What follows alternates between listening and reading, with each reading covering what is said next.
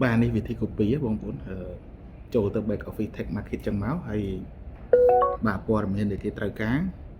ទី1my profile យើងចុច my profile របស់យើងចឹងមកវាមានព័ត៌មានគ្រប់តែម្ដងបាទ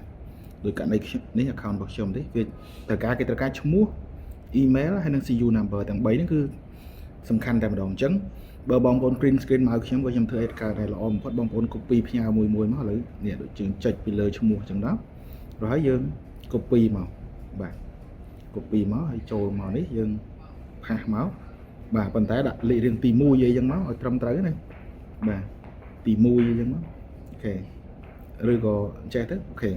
1ដាក់លេខ1 plug ចឹងមកឈ្មោះអូខេហើយចាំចូលទៅ copy email ម្ដងទៀតអូខេ email បាទ copy ចឹងមកផាសចេះមកអូខេ email ហើយទី3 CU number របស់គាត់អូខេ copy ចេះមកបាទអញ្ចឹងមកតមកលេខ2ណាគេទៀតអញ្ចឹងមកអូខេហើយធ្វើដូចនឹង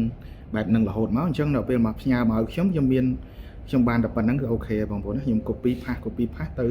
តារាងរបស់គេតែម្ដងអញ្ចឹងណាអញ្ចឹងសូមបងប្អូន leader ទាំងអស់គ្នាសហការអញ្ចឹងណាបាទ